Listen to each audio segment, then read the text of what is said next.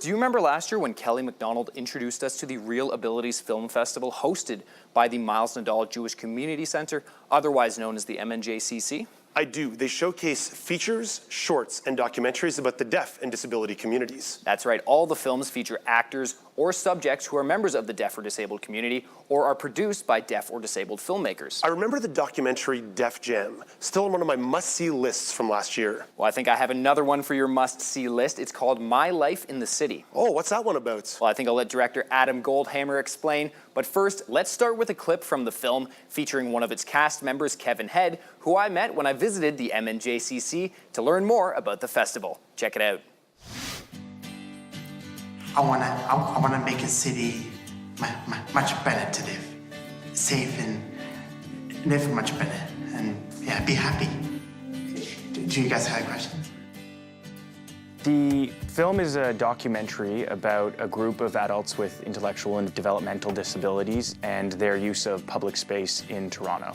And it just seemed so interesting and a story that hadn't been told before, at least one that I hadn't seen, especially in terms of intellectual and developmental disabilities and their use of space and their obstacles, because I think, we hear a lot about, and it's easy to see, stairwells, if we can't get a wheelchair up, but what does that mean for someone who is, dealing with something that's more invisible? And so I thought that story really deserved a light to be shed on it. My Life in the City is just one of 17 films featured in 2017. And as artistic director of the ReelAbilities Toronto Film Festival, Livia Mendelson, pointed out, there is a lot to look forward to at the second installment of the event. We are super excited about this year. We have more films than we did last year. We have international premieres, Canadian premieres, shows from films from all around the world. We have an amazing free family film and arts day as well, and workshops, including one with AMI for the industry on how to do audio description. So there's lots and lots this year, and we have a really exciting screenwriting award with CBC. That's a $10,000 award for the best screenplay by a person who identifies with disability. All of the venues used by the ReelAbilities Film Festival, like the Al Green Theatre I'm in now, are wheelchair accessible with companion seating. And festival goer Michelle Gayweiler is excited to have her child experience films in an inclusive environment. Well, I have a son who has been identified with some exceptionalities at school, and I think that for him it's really important because he can see that, right now he feels like he's targeted, and this kind of gives him a bit of a feeling of everybody is included, everybody's important, and everybody's special. And a film that touches on inclusion is Princess Jack. The doc focuses on an 11-year-old boy with autism who loves princesses and dresses. In the film, Jack creates his first princess gown. But it is the larger issues addressed that make this film stand out, as director Leslie Johnson explains.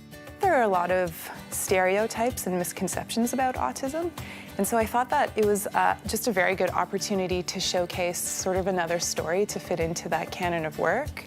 The question of children and gender diversity is, it's probably one of the biggest themes in this film, and I think it's such an important thing to see and for people to understand. He has high-functioning autism and some difficulties with reading and writing, and so I think this is his way of expressing himself. It's a pink taffeta dress with lots of chiffon. It's clear Jack has a passion for what he does, and that is something he shares with Kevin Head, one of the stars of My Life in the City. Working closely with Kevin made this a memorable experience for director of the film, Adam Goldhammer.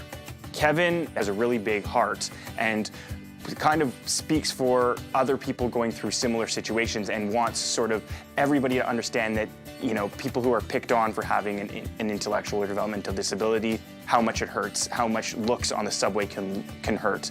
And so sort of these are the sorts of messages that he, I think, wanted people to hear. We had to help.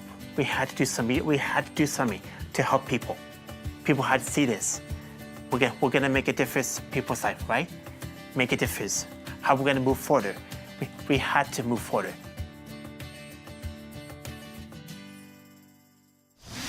That is powerful stuff. It really bothers me that someone would treat another person so poorly because they have a disability. It's so critical that people understand that these kind of things happen almost every day.